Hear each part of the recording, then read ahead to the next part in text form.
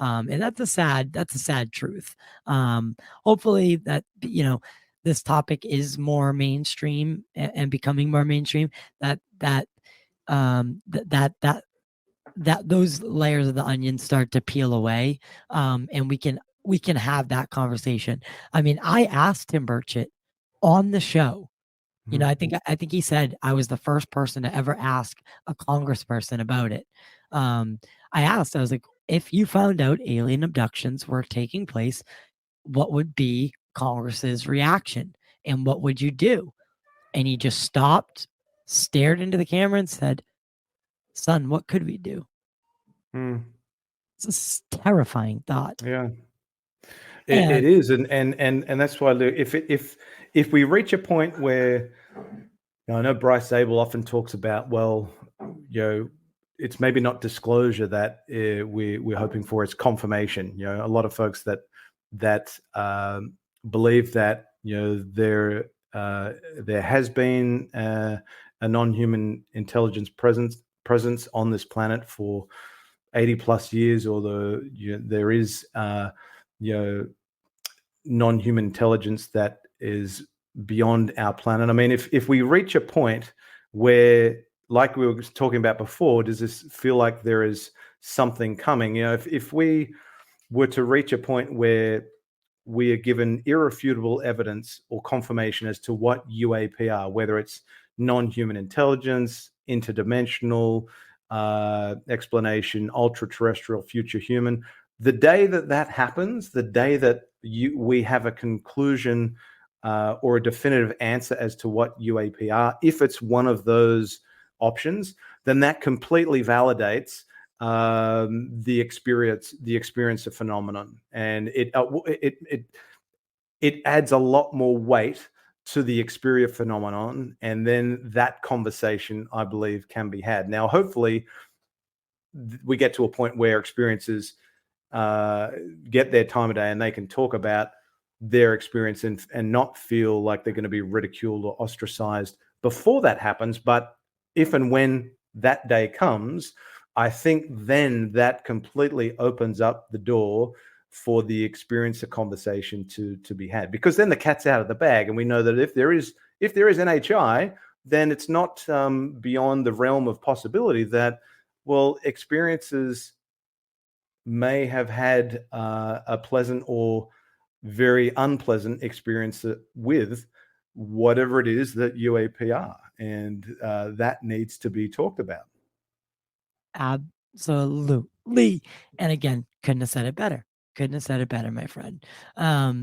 So you've been lucky enough to be able to have a relationship with someone like Ross Coulthart, and these just absolutely amazing people in ufology.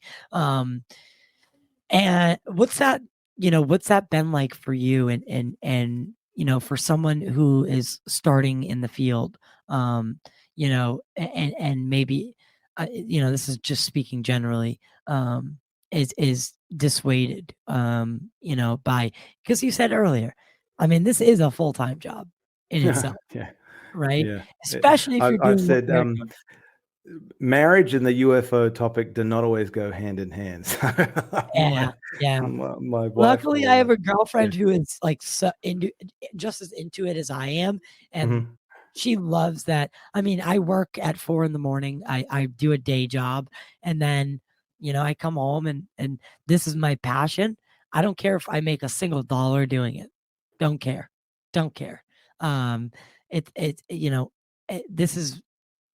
This is the path that I know I was meant to be on. And I think even though you and I are nuts and bolts guys, I think maybe you have that same feeling, like you're supposed to be here. Yeah, look, it's funny. I've always been intrigued by this topic, but my intrigue has only grown in the last 7 years, and I've just found it interesting that I mean, I've never asked to be on someone's podcast or live stream, or I've never asked to be put in contact with someone. Everyone that I have come to know and develop a friendship with, an association with this on this topic, they've either approached me or I've been introduced to them, and so I find that to be humbling and also interesting that there are obviously some folks out there that have taken notice of the questions that I'm asking and the answers that I'm trying to uncover, and some answers that I haven't uncovered, and I feel very privileged and grateful that I've been able to stand on the shoulders of giants like Bill Chalker, Keith Basterfield, Ross Coulthart, James Rigney, and many others as well, and learn from them directly and just be a sponge basically and soak up as much as I can from their wealth of knowledge, and to a point where I've been able to collaborate with Ross Coulthart on some serious articles that have been published in the Australian media. We had both Ross and I were involved in an article specifically about the Australian Department of Defence's denial that it attended the Five Eyes Forum on UAP in May of last year, and then a follow-up article done in the Canberra Times, Australia's that's kind of like Australia's capital, and the leading newspaper in Australia's capital where most government federal employees work, talking about Australia's now backflipped and admitted that it did attend the Five Eyes Forum on UAP, and Ross and I were integral into getting that story out into the mainstream media. So I feel privileged that I've been able to collaborate with Ross on the reporting that we've been able to get out there together in an Australian context. I mean, Ross, a lot of his work is very US centric, and rightly so. He's got a lot of US based sources, but he still has an active presence back home in Australia. And I'm grateful again that I've been able to collaborate with him on getting the news out that's got an Australian focus to it. So it's been humbling as well as a privilege to learn from those folks, because I still think of myself very much as being very green on the topic. I haven't been investing and putting in the years and years of research like folks like Bill Chalker, who I have a ton of respect for, and Keith Basterfield, and I've been privileged to learn from both those guys directly and feel like Keith has mentored me a lot in FOIA, and I've been able to learn and have. I mean, I was at Ross Coulthart did a Q&A event in Melbourne and Sydney last year, and I was fortunate to go to both of them. And after the Sydney event, a group of us went out for dinner. Ross, myself, James Rigney, Roger Stankovic, and Bill Chalker, and I was seated next to Bill Chalker all night at dinner, just picking his brain. I was in his ear the whole night, and I felt like, poor bugger, I'm not giving him a chance to eat his meal or have his beer because I'm in his ear the whole night. But just wanting to be a sponge and just learn from the wealth of knowledge and history that those guys have in their heads. So it's been fascinating. Yeah. You'll have to put in a good word for us. Ross is one of those. All of those guys are definitely in the top of the list of people to have on the show, and we're only getting bigger. And I mean, I know Ross is a very hard man to track down there. I mean, I was fortunate enough to have him on my my podcast with Bill Chalker and another researcher all together. Amazing. Back in August of last year, and that was great to get those three together. Absolutely. I wanted to get Keith Basterfield on as well, but he wasn't available, so it was just good to have those folks on together and share their thoughts. Well, lastly, before I let you go for the first time, because I feel we'll be having many more conversations. In your opinion, what role does storytelling and media play in shaping public perception and beliefs about UFOs? Particularly in Australia, in your media. It's a good question.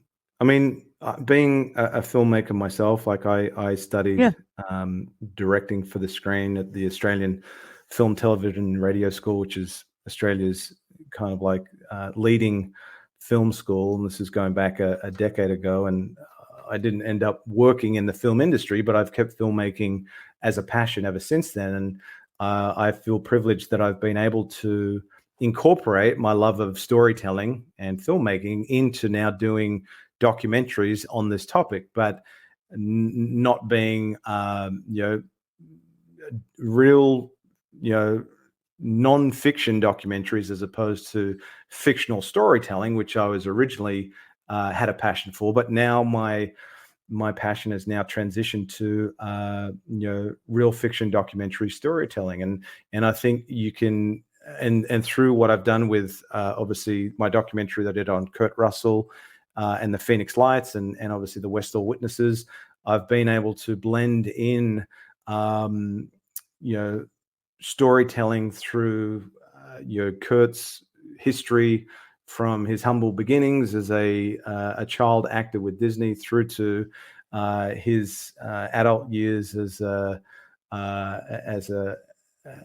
serious actor, and obviously my favorite all-time actor, and blend that in with his account of the Phoenix Lights. And we know that in 2017, when he was promoting Guardians of the Galaxy Volume 2, he was on, for those that don't know, briefly, he was on the BBC's The One Show, and he revealed to the world that it was he and his son, Oliver Hudson, it was he that, he was the general aviation pilot that called into air traffic control at Phoenix Sky Harbor International that he was seeing 6 lights running back over the airport, and air traffic control was not pinging anything on their radar. So he was crazy. Yeah, he was the general aviation pilot that called in, that reported the Phoenix Lights, and that came out in 2017. 20 years after it happened, and then he talked about it again with Jimmy Kimmel the following year, and only recently, he and his son Wyatt Hudson were on, I believe it was Jimmy Kimmel again, talking about Wyatt, his son, has also had a sighting of UAP UFO, and Goldie Hawn has had his Kurt Russell's longtime partner, has also had her experience with the phenomenon. So it's interesting that it kind of runs in the family, but I feel fortunate enough that I've been able to blend my love of storytelling into non-fiction documentary filmmaking, and I think more films that are done like that,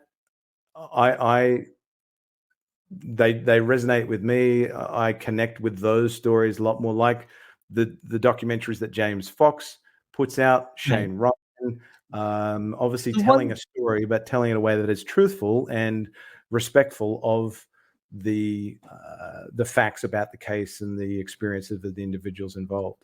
The ones that actually do what an investigative documentary are supposed to do, and don't just, throw alien, scary alien cut scenes, the cut quick B-roll shot of the alien like turning around creepily, like investigative filmmaking. Yeah, and love or hate him. I mean, I don't agree with his position on a lot of things, but I am very envious of Stephen Greenstreet's filmmaking. He actually he produces. He's a really good editor. He has a ton of production value in what he puts out there. I just don't, and I imagine many others don't necessarily agree with the story or narrative that he's telling in I'm sorry, he's putting out. Are you saying Stephen Greenstreet or Stephen Greer? No, Stephen Greenstreet. Okay, because I was going to say, even Greer's documentaries are done in a way that I like. Yeah, the production value is there, and there is Greenstreet, that his Skinwalker Ranch series, the first 4 episodes, because he milked. Talk about milking something. He milked that one night at Skinwalker Ranch. Yes. He did, and I've got my own thoughts on Stephen Greenstreet, which I'll be sharing. He blocked me. Hopefully, the not too distant future, as that's another project of mine. I I do envy and applaud his